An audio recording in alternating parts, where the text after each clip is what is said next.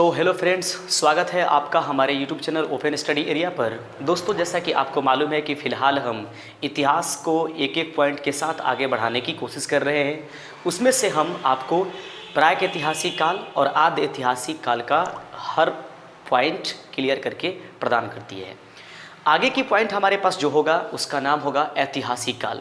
ऐतिहासिक काल की तरफ बढ़ने से पहले यदि आप हमारे इस चैनल पर पिछले पुराने वीडियोस को आपने दो वीडियोस जो ऐतिहासिक काल है और आद्य ऐतिहासिक काल है उसको अगर आपने नहीं देखा है तो डिस्क्रिप्शन बॉक्स में हम इसका लिंक दे दिए हुए हैं, वहाँ से जाकर उन वीडियो को पहले देख लीजिए ताकि आपको ऐतिहासिक बिंदुएँ हर चीज़ एक एक करके समझ में आ जाए। तो आइए अब शुरुआत करते हैं अगली पॉइंट को।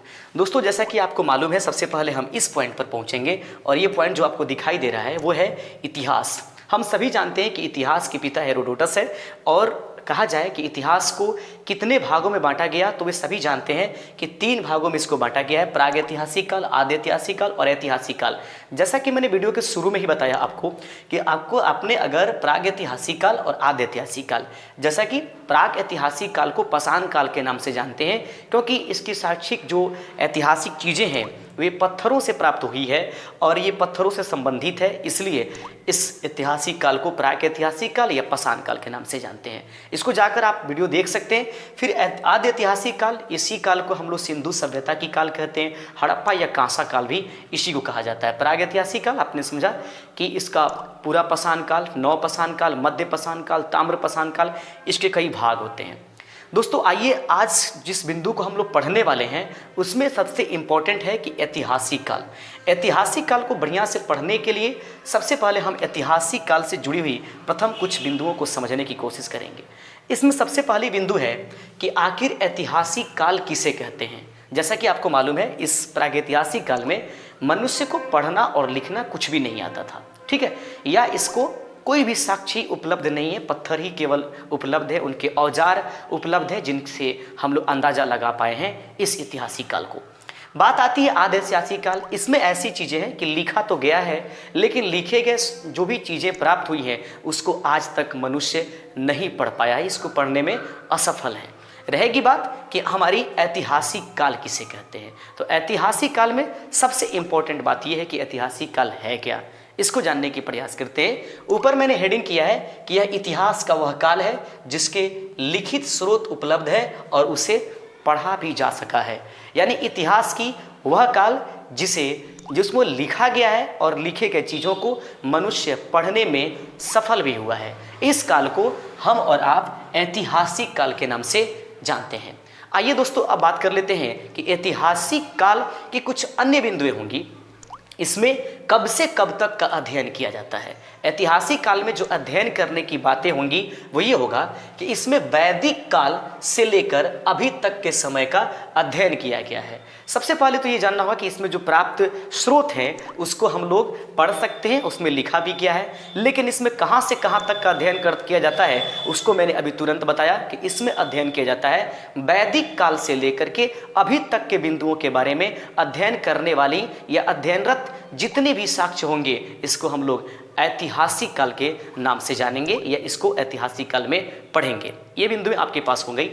आइए देख लेते हैं कि ऐतिहासिक काल को कितने भागों में बांटा गया है, डिवीजन कैसे किया गया है। जो ऐतिहासिक काल है उसको आपको जो दिखाई दे रहा है 1, 2, 3, 4, 5 भागों में हमने बांटा है। कुछ इतिहासकार या कुछ जो टीचर्स होंगे इसको 3 ही रूपों में बांट करके पढ़ाएंगे। मैंने विस्तृत करने की कोशिश किया है इसलिए विस्तार पूर्वक हर एक पॉइंट को लिखा है। ध्यान से देखें इस बिंदुओं को। लिखा गया है कि ऐतिहासिक काल के भाग जो होंगे वह पूर्ण रूप से 5 प्रकार के होंगे। पहला नंबर होगा प्राचीन काल, उसके बाद मध्यकाल, उसके बाद आधुनिक काल, उसके बाद नेहरू काल और उसके बाद आपके पास विश्व काल इसका जो है अगला स्रोत हो जाएगा। आपको मैं बताने की कोशिश करूंगा कि प्राचीन काल में हम इसके बारे में जब अगली वीडियो प्रदान करेंगे तो एक एक काल को आपको पढ़ाने की कोशिश करेंगे कि प्राचीन काल में क्या है, प्राचीन काल कैसे हुआ, कहाँ से स्टार्ट हुआ, फिर उसके खत्म हो जाने के बाद मध्यकाल और उसके बाद आधुनिक काल, फिर नेहरू काल, फिर विश्व के बारे में आपको पढ़ाने की पूरी प्रयास करेंगे। तो हमारे साथ जुड़े रहिएगा और जुड़ करके एक एक करके पूरे बिंदु को पढ़ने की प्रयास कीजिएगा। आइए शुरुआत करते हैं। अभी फिलहाल इन कालों को समझ लेने के बाद कि इसको 5 भागों में बांटा गया है, सबसे पहले जरूरी यह है कि ऐतिहासिक काल को यदि हमें पढ़ लेना है, अगर समझ लेना है, तो इनके कुछ स्रोत होंगे कि इन स्रोतों को पढ़ लेने के बाद हमें ऐतिहासिक काल के बारे में ये जानकारियाँ मिल जाती है, या ऐतिहासिक काल के बारे में किन स्रोतों से पता चलता है। तो इन चीज़ों को हम लोग ऐतिहासिक काल के स्रोत के नाम से जानेंगे। तो आइए ऐतिहासिक काल के स्रोत किसे कहते हैं इसको देख लेंगे। दोस्तों यहाँ पर जैसा कि मैंने नोट किया है, नोट करने पर दिखाया गया है कि ऐतिहासिक काल के जो स्रोत होंगे वह प्रमुख रूप से 3 भागों में बांटे जाएंगे, और इन तीनों भागों के अपने कुछ न कुछ विशेष योगदान रहा होगा और इनके कुछ न कुछ अपने खंड रहे होंगे, उन्हीं को बताएंगे। सबसे पहले ऐतिहासिक काल के स्रोत कौन कौन से हैं? सबसे पहले आता है पुरातात्विक। पुरातात्विक स्रोत होते हैं ऐतिहासिक काल का पहला स्रोत। दूसरा स्रोत आपके सामने होता है विदेशी यात्रा। आप याद रखेंगे विदेशी यात्रा जो होता है इसका दूसरा सेशन होता है। तीसरा नंबर आपके पास साहित्यिक स्रोत। इन सभी के बारे में हम लोग जानने की कोशिश करेंगे और जान करके आगे बढ़ेंगे। ऐतिहासिक काल के स्रोतों को 3 भागों में बांटा, जैसा कि आपको बताया, पुरातात्विक, विदेशी यात्रा और साहित्यिक स्रोत। अब आप सोच रहे होंगे कि पुरातात्विक स्रोत किसे कहते हैं, मैं आपको बताने की कोशिश करूंगा।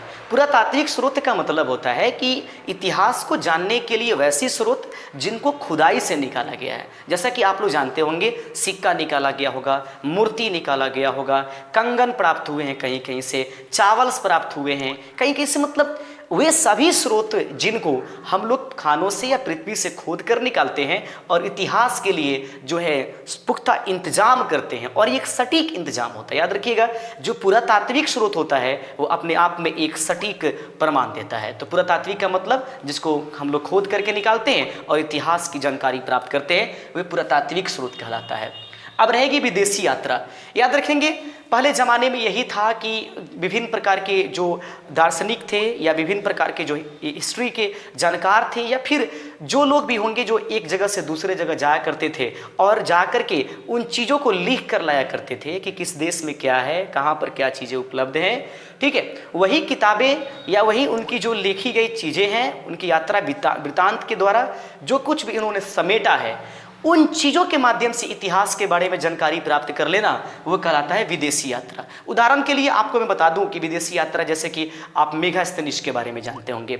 मेगास्थनीज जो है चंद्रगुप्त मौर्य के दरबार में पहुंचता है और वही वो व्यक्ति है जिसने इंडिका नामक पुस्तक को लिखा। सीयूकी जो कि ह्वेनसांग के द्वारा लिखी गई एक पुस्तक है, और आप सभी जानते हैं कि ह्वेनसांग जो है हर्षवर्धन के दरबार में आया था, और आप ये भी जानते हैं कि ह्वेनसांग को ये विदेशी यात्रियों का राजकुमार भी कहा जाता है। बहुत सारी चीज़ें आएंगी जिसको हम लोग आपस में चर्चा करते चलेंगे।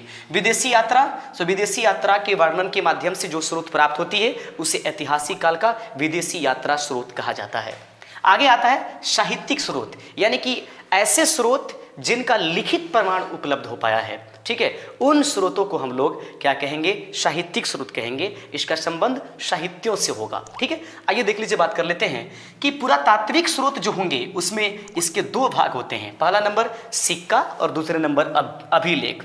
आपको मैं बता दूं कि सिक्का का मतलब होता है कि सबसे पहले जो टेराकोटा की एक सिक्का थी। टेराकोटा सिक्का जो है सिंधु घाटी सभ्यता से प्राप्त होने वाली एक प्रकार की सिक्का है, और यह सिक्का मिट्टी का बना होता था। ठीक है, उसके बाद में चंद्रगुप्त मौर्य के समाज में या फिर उस समय जो सिक्का प्रचलित था उसको आहत सिक्का कहते हैं।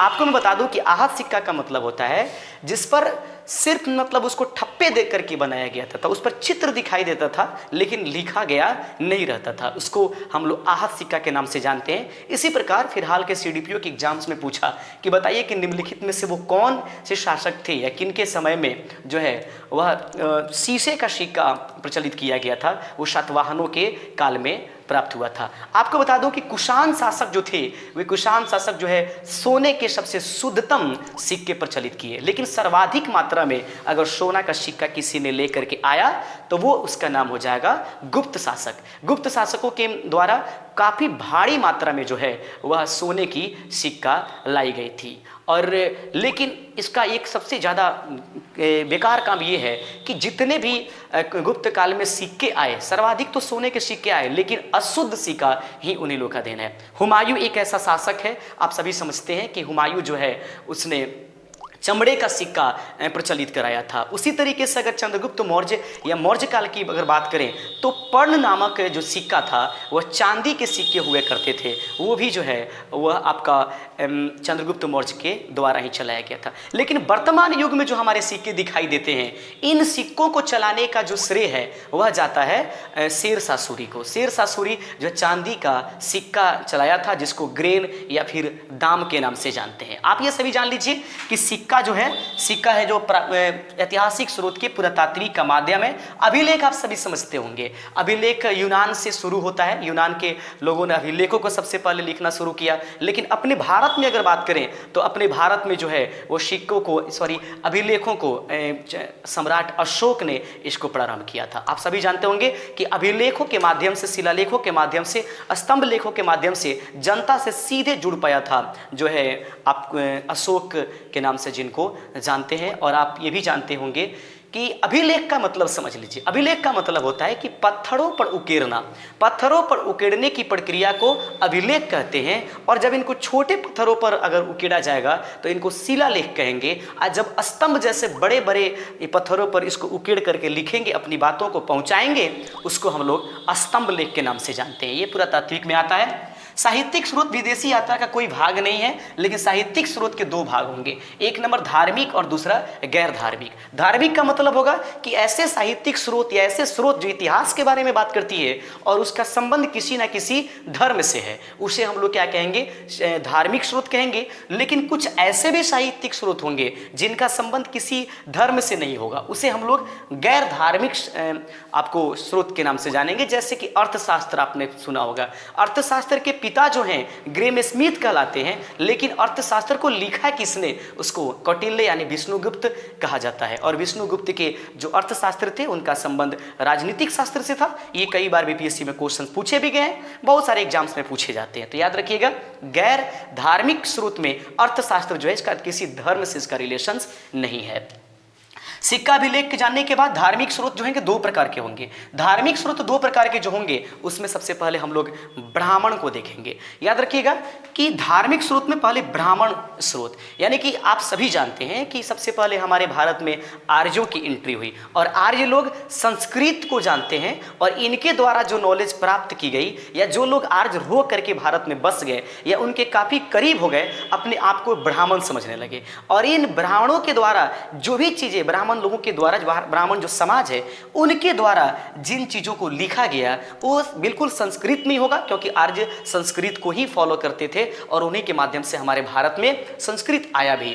तो ये जितने भी चीज़ें ब्राह्मण स्रोत से आएंगे उसमें आप देखेंगे वेद होगा, वेदांग होगा, पुराण होगा, उपनिषद होगा, महाकाव्य होगा, ये कुछ भी ले लीजिए, ये सब के सब आपको संस्कृत में ही नजर आएंगे। तो सबसे पहले वेद आप सभी समझते हैं, वेद जो होता है चार है, जिसमें प्रथम के तीन वेद जैसे कि ऋग्वेद, यजुर्वेद और ये आपके पास सामवेद, ये त्रय वेद के नाम से जानते हैं। और इसको कहा जाता है कि ये अवतरित हुई किताब है, इसका संबंध किसी व्यक्ति ने लिखा, ये भगवान की देन है, ऐसे ब्राह्मण धार्मिक ब्राह्मण साहित्य में कहा जाता है। इसकी संख्याएं आपके पास चार है, ठीक है। चार में तीन को त्रयी वेद कहते हैं और अथर्ववेद सबसे अंत में आने वाली वेद है जिसकी रचना यहाँ पर हुई है। वेदांग कहते हैं वेदों को समझने के लिए जिस प्रकार की चीज़ों को आगे बढ़ाया गया उसको वेदांग कहते हैं। वेदांगों की संख्या 6 होती है। आइए अब बात करते हैं पुराण। पुराण समझ रहे हैं, ये पुराण को जो है ना ये पांचवा वेद कहा जाता है, या वेदों के वेद किसको कहा जाता है, तो याद रखिएगा वो पुराण को कहा जाता है। और पुराणों की संख्या आप सभी जानते हैं कि 18 है, ठीक है, 18 पुराण है। आगे आता है उपनिषद। उपनिषद समझ लीजिए, उपनिषद का सीधा अर्थ होता है कि गुरु के समीप बैठना। याद रखिए, गुरु के समीप बैठना, इस शब्द का मतलब होता है उपनिषद। उपनिषदों की संख्या 108 है। 108 में से महोदय आपको बता दूं कि 13 ही उपनिषद ऐसे हैं जिसको मान्यता मिली हुई है। मात्र 13 उपनिषद को मान्यता मिली हुई है। और ये उपनिषद क्यों बनाए गए?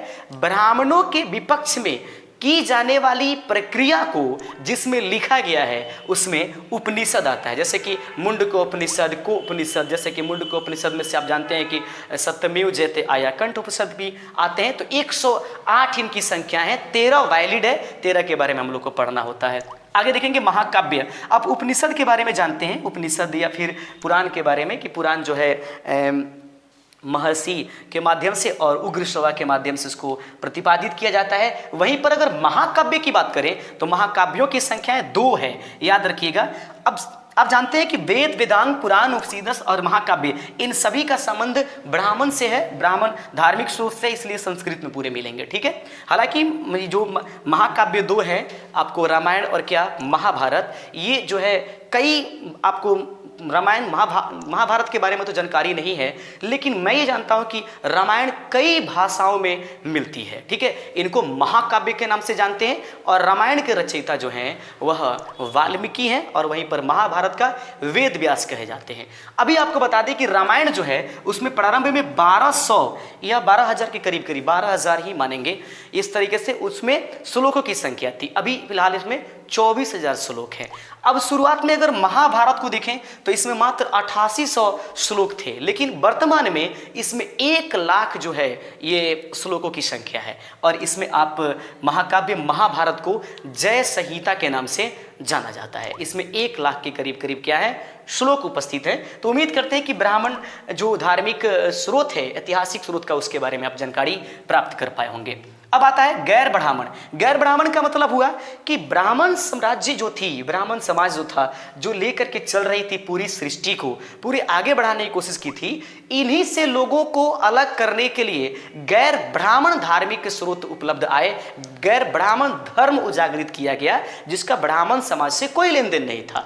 इन्हीं को हम लोग गैर ब्राह्मण कहते हैं। जैसे मैं प्रथम जैन धर्म और दूसरा नंबर बौद्ध धर्म। जैन का मतलब समझते हैं कि जैन का संस्थापक जो है ऋषभदेव है, लेकिन इसके वास्तविक संस्थापक कौन कहे जाते हैं? महावीर स्वामी जाने जाते हैं, जो कि 24वें तीर्थंकर थे, जिनका जो जन्म था कुंडग्राम वैशाली बिहार में हुआ था, आप सभी जानते हैं। आगे हम अगले वीडियो में इस सब के बारे में पढ़ाएंगे, जरूर पढ़ाएंगे, ध्यान रखिएगा। आगे आता है बौद्ध धर्म, यानी कि गैर ब्राह्मण में दूसरा नंबर बौद्ध धर्म आता है। और आप सभी जानते हैं कि नेपाल के लुम्बिनी में जन्म लेने वाले गौतम बुद्ध जो हैं इसके संस्थापक हैं। तो स्टूडेंट्स ध्यान रखिएगा कि आज मैंने शुरू किया है ऐतिहासिक काल, उसको कितने भागों में बांटा गया, इसके ऐतिहासिक काल के स्रोत क्या क्या हैं, इनके बारे में A to Z पढ़ाने की कोशिश किया है। बाकी के जो चीज़ें हैं हम आने वाले समय में एक एक करके लेकर चलेंगे और बिल्कुल एक सिलसिलेवार होगा कि इस वीडियो के बाद में कौन सा वीडियो आने वाला होगा। आप सभी जानते हैं कि इसके बाद में अगली वीडियो जो आएगी वो हमारा इतिहास के प्राचीन काल से संबंधित वीडियो आएगी, फिर उसके बाद मध्यकाल, आधुनिक काल और फिर उसके बाद नेहरू काल। यदि आप हमारे चैनल पर नए हैं तो बस कहना नहीं है, चैनल को सब्सक्राइब कर लीजिएगा, अपने दोस्तों में शेयर कीजिए। वीडियो छूट जाते हैं डिस्क्रिप्शन में जाइए, अगर उससे भी नहीं होता है तो प्ले लिस्ट में हमारे चले जाइए, वहाँ पर हिस्ट्री की हर वीडियो को हम समेट करके रखने की प्रयास करते हैं। मिलते हैं नए वीडियो में। जय हिंद, जय भारत।